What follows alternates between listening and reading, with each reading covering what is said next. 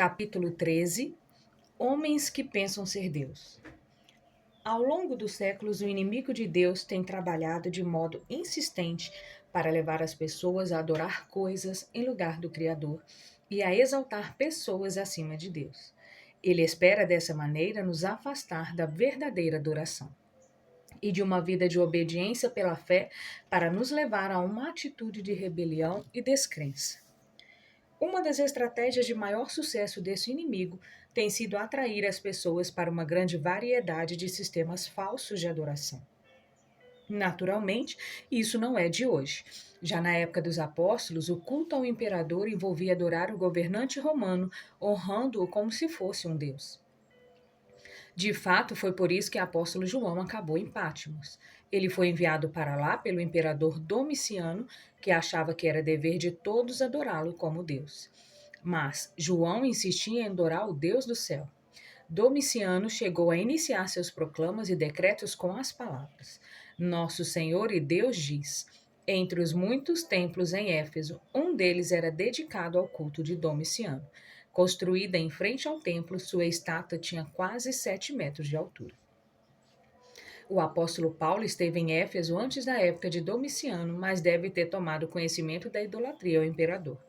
Quando saiu de lá, escreveu para os líderes da igreja: Bendito Deus e Pai de nosso Senhor Jesus Cristo, que nos tem abençoado com toda sorte de bênção espiritual nas regiões celestiais em Cristo. Efésios capítulo 1, versículo 3. Paulo não acreditava que o imperador poderia dar esse tipo de bênção e acrescentou: Aquele que é poderoso para fazer infinitamente mais do que tudo quanto pedimos ou pensamos. Éfeso capítulo 3, verso 20. Esse é o tipo de Deus sobre quem lemos na Bíblia. Não admira que Satanás esteja tão determinado a distanciar as pessoas da adoração verdadeira. Líderes populares continuam buscando adoração. Ainda hoje surgem líderes populares buscando louvor e adoração. Não deveríamos nos surpreender com esse fato, porque Jesus já antecipou que isso aconteceria. Ele declarou que, no tempo do fim, logo antes de sua volta, falsos cristos e falsos profetas viriam em seu nome, afirmando ser divinos, enganando a muita gente, se possível os próprios eleitos. Mateus capítulo 24, versos 5, 11 e 24. A palavra eleitos, naturalmente, refere-se ao povo de Deus. Jesus disse que a mentira final, a grande mentira do tempo do fim, seria tão capciosa que até o povo escolhido de Deus ficaria seriamente tentado a acreditar nela.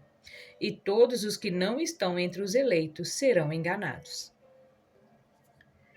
A mentira final, o movimento do anticristo, ainda está por vir.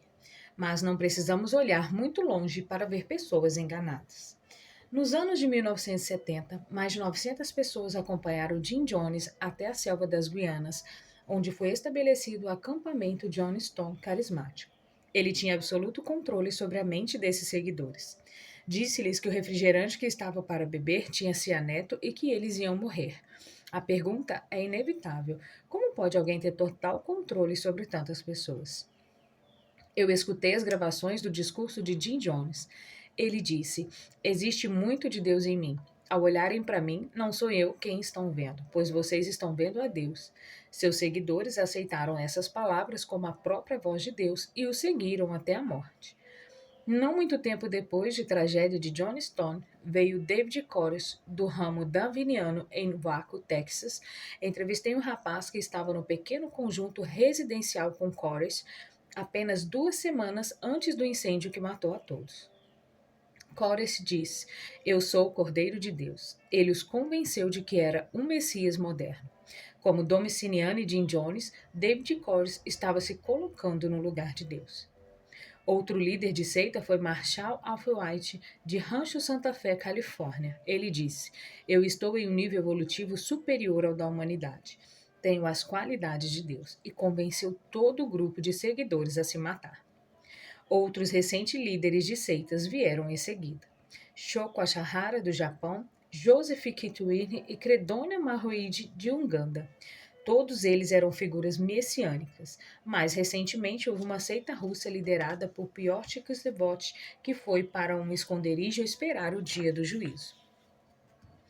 A nova era é outro movimento que está levando milhões a se extraviarem. Ela é ligeiramente diferente, pois os movimentos não têm um líder que se apresente como Deus. Em vez disso, eles dizem: todos temos Deus dentro de nós.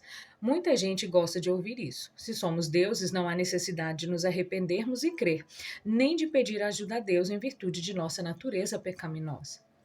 Também não é preciso aceitar e confessar Jesus. Precisaríamos tão somente desenvolver a suposta divindade que existiria dentro de nós. A fé cristã se apresenta em absoluto contraste com todos esses movimentos. Ela nos conduz ao Cristo vivo. A fé cristã nos ensina a concentrar nossa atenção não em nossa fraqueza, mas na força do Pai. Não em nossa fragilidade, mas em seu contínuo poder. Não em quem somos, mas em quem Deus é.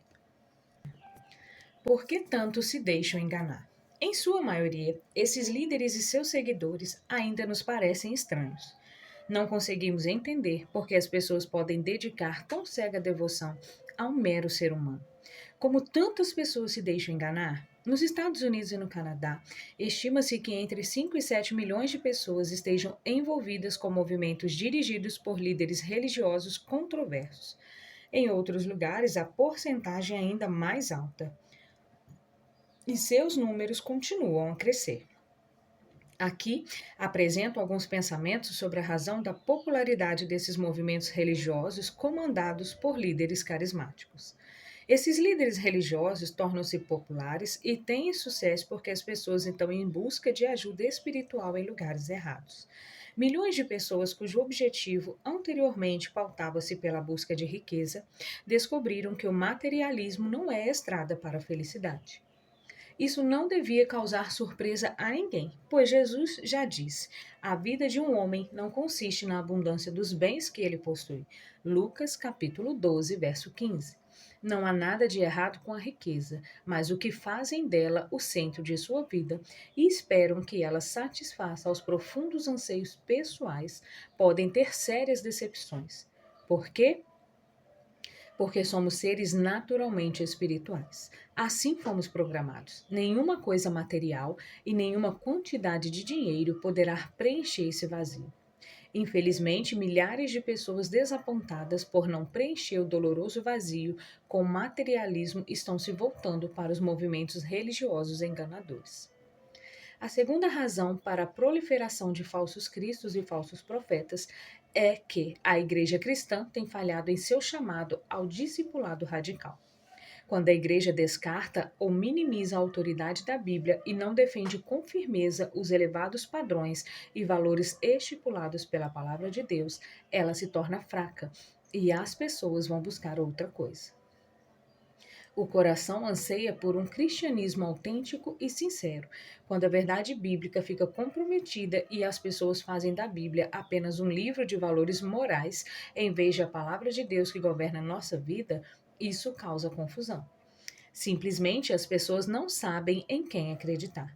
Isso leva alguns a buscar a verdade em outros lugares, e muitos acabam sendo vítimas de líderes religiosos enganadores que vendem falsas certezas e entregam desilusão. Os movimentos religiosos enganadores crescerão sempre que a igreja careça de poder espiritual. Quando viciados em drogas não são desvencilhados do vício, quando alcoólatras não se libertam desse fardo, quando casamentos são arruinados e vidas não estão sendo transformadas, é porque falta poder à igreja. Quando coisas assim acontecem, as pessoas vão seguir algum líder que pregue uma mensagem de poder e exiba falsas promessas. Esses líderes e seus movimentos crescerão sempre que a igreja fracassar em revelar o amor de Deus. Eles normalmente são autoritários, ainda que também ofereçam uma sensação de identidade e aceitação. As pessoas desejam sentir que são aceitas. Elas querem se sentir amadas como parte de uma família. Chega a ser irônico que na era de telefones celulares, internet e comunicação instantânea exista uma grande epidemia de solidão. Milhões de pessoas estão se voltando para movimentos extremistas em busca do senso de família e da identidade que encontram ali. Um vislumbre do futuro. A Bíblia diz que nos últimos dias Satanás se transformará em um anjo de luz, segundo Coríntios 11:14. Ele aparecerá como se fosse o Cristo. Virá com autoridade e poder e com algo que pode até parecer amor. Se as pessoas não estiverem alicerçadas em Jesus Cristo, se a sua fé não estiver firmada na palavra de Deus, certamente serão enganadas. Existe uma curiosidade sobre assuntos espirituais e um clamor sincero pela espiritualidade. Infelizmente, isso pode ser usado para enganar e manipular. Entretanto, não é necessário que isso aconteça. Como podemos construir uma barreira que nos proteja agora e no futuro da grande mentira de Satanás? Como identificar falsos movimentos religiosos? Existem pelo menos 5 características que tornam possível identificar falsos líderes religiosos e seus movimentos enganadores. O anticristo do futuro exibirá uma delas. Observando-as, podemos aprender táticas e identificar características desses grupos religiosos controversos, como também saber como o diabo está preparando a mente das pessoas nos dias de hoje para receber o anticristo. 1. Exalta um líder poderoso com um discurso messiânico. Fique atento a isso. Se alguém em nossa vida se tornar nosso Messias, fonte de nossa informação religiosa, e se não tivermos um conhecimento seguro e pessoal de Jesus e de Sua palavra, estaremos preparando nossa mente para acreditar na falsidade. Agradeço a Deus por todos os líderes religiosos que estão fielmente ensinando a palavra. Mas preciso lhe dizer o seguinte: se você descobrir a verdade de Deus na Bíblia e for ao seu pastor ou professor de religião e essa pessoa lhe disser, faça isso ou faça aquilo, ensinando a própria crença em vez de ir à palavra de Deus, não se deixe enganar. Não se renda à opinião particular de um líder religioso quando o Espírito Santo está convencendo você de algo diferente. Se o ensinamento dessa pessoa não estiver claramente fundamentado na Bíblia e mesmo assim você a seguir, definitivamente você será enganado pelo anticristo quando ele vier. Valor da sinceridade. Talvez alguém esteja lendo isso e pensando: mas eu sou muito sincero. Temos que relembrar o que diz Provérbios 16, 25. Há caminho que parece direito ao homem, mas afinal são caminhos de morte. Você pode acreditar que algo está certo, pode até estar sinceramente convencido de que aquilo é verdade, mas isso não torna algo certo nem verdadeiro. Uma crença errônea continua sendo errada. Não importa o quanto você creia nela com sinceridade. Uma decisão baseada nessa crença equivocada pode levar ao desastre. Suponha que você esteja dirigindo seu carro e resolva exercer sua liberdade passando por um semáforo vermelho. Poucos segundos depois, você escuta uma sirene e um policial manda você parar o carro. Você vai sorrir para ele e dizer: mas seu guarda, eu sinceramente achei que podia passar. Quando entrevistei o rapaz que estava num conjunto de casas com David Roche, eu perguntei a ele: o que o levou ao arco? Por que você saiu da Austrália para vir aos Estados Unidos morar nesse conjunto com o líder da seita? Nunca vou me esquecer da sua resposta. Ele diz: em vez de estudar a Bíblia sozinho, eu simplesmente dei ouvidos a David Koresh e tudo o que ele dizia eu aceitava. Depois ele acrescentou: aparentemente ele conhecia a Bíblia e estudávamos por horas até tarde da noite, ouvindo sua interpretação distorcida das Escrituras. Ficávamos tão exaustos e tão impressionados com Koresh que a nossa mente ficava aberta para o engano. Seria difícil pensar em algo mais perigoso do que isso? Existe somente um Messias, somente um Salvador e uma eterna fonte de verdade, Jesus Cristo e sua palavra, a Santa Bíblia. Em 2 Tessalonicenses capítulo 2, verso 3, lemos: não deixe que ninguém os engane de modo algum. Há uma advertência para o nosso tempo. Cuidado, não seja enganado. E Paulo continua: antes daquele dia, o dia da volta de Jesus, virá a apostasia. O que é essa apostasia? Paulo explica dizendo que o homem do pecado, o anticristo, será revelado como filho da perdição. E quem é o anticristo? E como se supõe que ele recebeu esse nome? Ele recebeu esse nome por querer tomar o lugar de Cristo. Paulo diz que se opõe e se levanta contra tudo que se chama Deus ou é objeto de culto, a ponto de assentar-se no santuário de Deus, ostentando-se como se fosse o próprio Deus, segundo a Tessalonicenses, capítulo 2, verso 4. Por que milhões cairão no engano do anticristo no futuro? A razão é porque não estudam a Bíblia e dependem de outra pessoa que a estude por eles e que tome as decisões espirituais em lugar deles. Essa outra pessoa pode ser um líder espiritual. Pode até ser o cônjuge ou alguém próximo. Não importa quem seja. Não podemos permitir que qualquer um tome decisões espirituais por nós. Se isso acontecer, estaremos desenvolvendo uma mentalidade que nos levará a aceitar o anticristo quando ele vier. A única maneira de estarmos seguros é confiar nossa vida pessoalmente a Jesus, tomando uma decisão clara e segui-lo por sua graça e poder. No livro de Apocalipse, há um retrato do povo de Deus nos últimos dias.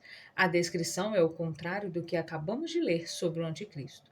Ali está escrito que eles seguem o Cordeiro por onde quer que ele vá. Apocalipse capítulo 14, versículo 4. Esse é um único plano seguro.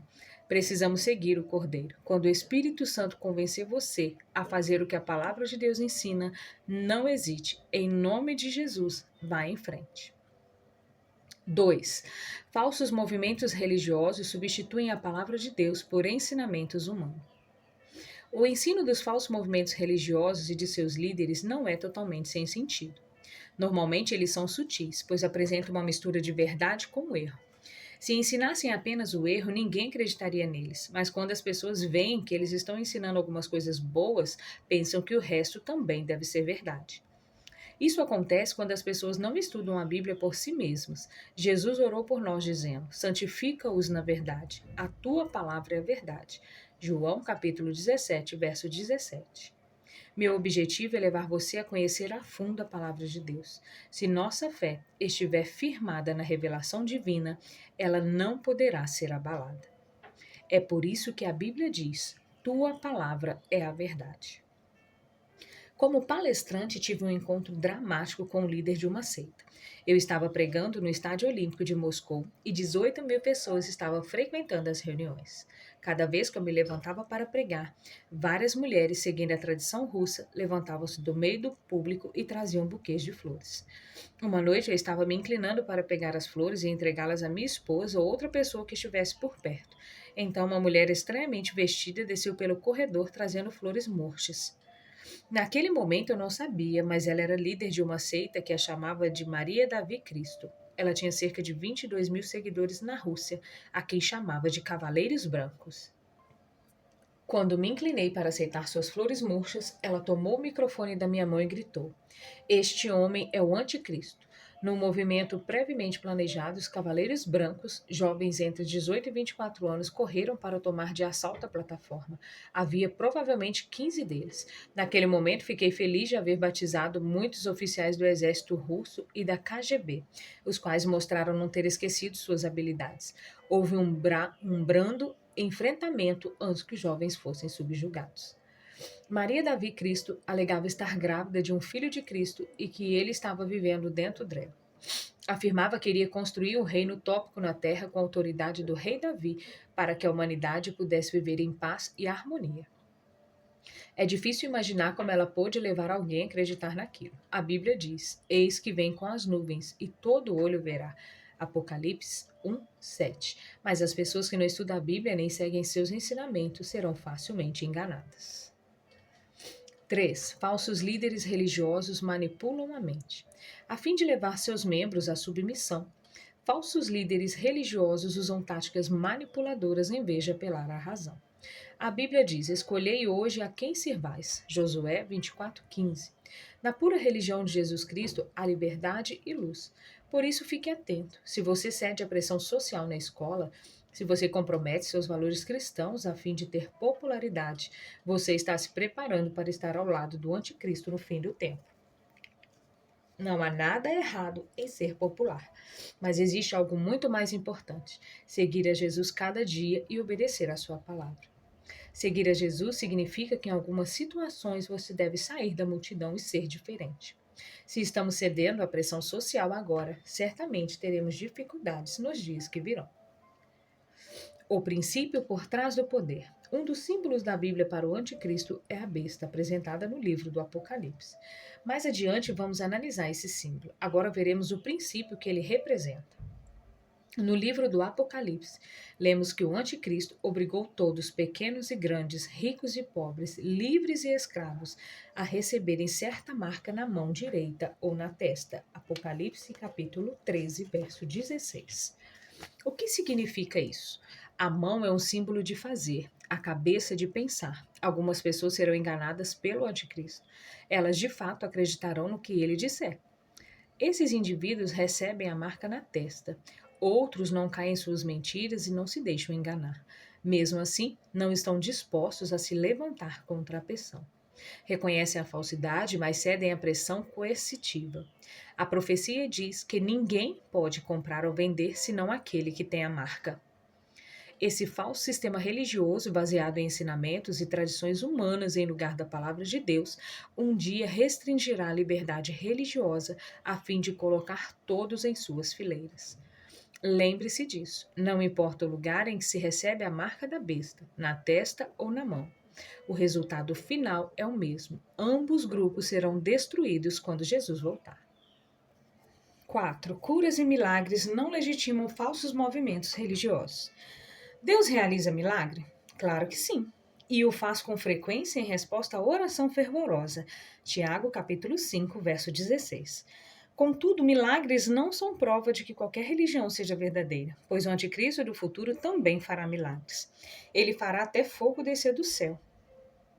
Desça a terra diante dos homens, e ele seduz os que habitam sobre a terra por causa dos sinais, ou seja, milhares, que lhe foi dado executar diante da besta. Apocalipse capítulo 13, verso 13 e 14. Pessoas que dependem de milagres para estabelecer sua fé estão se preparando para serem enganadas. Jim Jones, do Templo do Povo em São Francisco, Califórnia, levantava-se e dizia: Alguém ali no quinto banco, lá atrás, aquele homem de camisa verde, eu sei que você tem uma doença cardíaca. Levante-se, você está curado. E aquela senhora ali no outro lado, de vestido azul e cabelos castanhos longos, ela tem câncer, coloque-se de pé, você ficou boa. Mais tarde foi revelado que muitos daqueles assim chamados milagres eram forjados. Jones preparava pessoas previamente para que simulassem a cura, mas os milagres que serão permitidos a Satanás fazer no final do tempo não serão falsos. Eles serão eventos reais que ninguém, por meios naturais, poderá explicar. Se nossa fé estiver baseada em milagres, estaremos preparando o terreno para ser enganados. Deus faz milagres, mas os milagres não são substitutos das palavras de Deus. 5. Falsos movimentos religiosos isolam os conversos de suas famílias. Um dia, nas proximidades do mar da Galileia, Jesus livrou um homem dos demônios que o afligiam. E o homem disse: Senhor, quero ficar contigo, quero estar para sempre contigo. Mas Jesus disse a ele: Vai para a tua casa, para os teus, anuncia-lhes tudo o que o Senhor te fez e como teve compaixão de ti. Marcos capítulo 5, versículo 19. Se queremos ser testemunhos de Cristo, o lugar para começar é a nossa casa. O desejo de testemunhar aos familiares e amigos é uma prova da verdadeira transformação realizada pelo Espírito Santo. Porém, a união à família não está acima da verdade bíblica. Às vezes as pessoas me dizem: Pastor Mark, meu avô pertencia a certa religião, assim como meu bisavô e meu trisavô. É tão forte minha herança religiosa que eu jamais poderei mudar. Estremeço ao ouvir essas palavras, eu penso. Esse é exatamente o tipo de atitude que prepara pessoas para receber a marca da besta. Era isso que os líderes religiosos dos dias de Jesus diziam. Vejam nossa herança, ela vai até Abraão, Isaque e Jacó. E no fim, eles rejeitaram Jesus e o crucificaram. Quando ficarmos diante de Deus, no dia do juízo, ele não vai perguntar em que seu pai acreditava, qual era a religião da sua mãe, como seu tio e tia adoravam. Ele dirá: o que você leu na Bíblia? Você obedeceu aquilo que encontrou ali?